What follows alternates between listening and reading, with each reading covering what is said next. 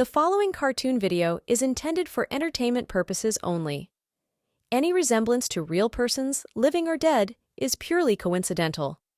The characters and events depicted in this video are entirely fictional and should not be interpreted as representing real-life situations or individuals. Views and opinions expressed in this video are those of the fictional characters and do not necessarily reflect the views of the creator. निम्नलिखित cartoon video केवल मनोरंजन प्रयोजनों के लिए है।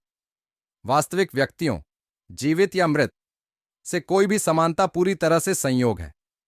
इस video में दर्शाए गए पात्र और घटनाएं पूरी तरह से काल्पनिक हैं और इसकी व्याख्या वास्तविक जीवन की स्थितियों या व्यक्तियों का प्रतिनिधित्व करने के रूप में नहीं की जानी चाहिए। इस वीडियो में व्यक्त विचार और राय काल्पनिक पात्रों के हैं और जरूरी नहीं कि वे निर्माता के विचारों को प्रतिबिंबित करें। शिकारपुर गांव में बसा हुआ था एक ऐसा जोड़ा जो विलासित और समृद्ध जीवन जीता था। उनके नाम थे राजेश और सरिता मिश्रा। वे अपने परिवार के साथ सुखद और ऐश्वर्य की जीवन जीते थे और गांव के सबसे धनवान परिवारों में गिने जाते थे। राजेश और सरिता कई एकड़ जमीन के मालिक थे और उनके पास विभिन्न खेतों और बगीचों की बड़ी संख्या थी। उनका निवास स्थान भी भव्य था। उनकी 2 संतानें थीं, बड़ा बेटा पीयूष और छोटा बेटा विक्रम। विक्रम एक प्रतिभाशाली और मेहनती बच्चा था, जबकि पीयूष को पढ़ाई में रुचि नहीं थी। विक्रम को शिक्षा के प्रति गहरा आकर्षण था और उसने हमेशा ही मेहनत करके अच्छे अंक प्राप्त किए। उसका लक्ष्य अपने सपनों को पूरा करना और अपने परिवार का नाम रोशन करना था। उसके विपरीत पीयूष पढ़ाई में ध्यान नहीं देता था। उसे खेलने और घूमने का शौक था। वह चाहता था कि उसका जीवन मनोरंजन और मौज में बीते। वह बचपन से ही अध्ययन के प्रति असहज था और उसे स्कूल जाने में और पढ़ाई में कई परेशानियों का सामना करना पड़ता था। इसी कारण अक्सर वह माता पिता से डांट सुनता रहता था और ज्यादा समय खेत खलिहानों में बिताया करता था। समय बीतता गया और दोनों पुत्र युवा हो गए। युवावस्था ऐसा समय है जब पुत्र अपने पैरों पर खड़े होकर माता पिता की लाठी बनते हैं। विक्रम अपनी पढ़ाई पूरी करके एक काबिल वकील बन गया, पर पीयूष की पढ़ाई में रुचि न रहने के कारण उसमें कोई सुधार नहीं आई। और तो और उसकी हरकतें वैसी की वैसी ही रहीं।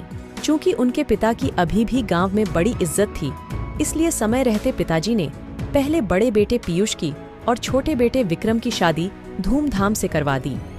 विक्रम, जो पेशे से एक वकील था, खुशहाली से अपना जीवन यापन करने लगा। पीयूष के लिए परिस्थिति कुछ अलग थी। वह जिम्मेदारियों के बोझ तले दबता जा रहा था और तो और उसे आए दिन बीबी के ताने सुनने पड़ते थे। पीयूष की स्थिति देखकर उसके पिता ने अपने सूत्रों से उसकी नौकरी एक अच्छे मिल में लगवा दी। वहां उसकी तनख्वाह इतनी हो गई थी कि बहुत अच्छे से उसके परिवार और बच्चों का भरण पोषण हो जाए। किंतु विनाशकालय, विपरीत बुद्धि, वह नौकरी छोड़कर घर आ गया और पिताजी से बोला, बाबूजी, मुझे उस काम में मन नहीं लगता। मैं खेतों में ही ठीक हूँ। अब से मैं यही आप लोगों के साथ रहूंगा, खेती करूंगा और सबका ख्याल रखूंगा।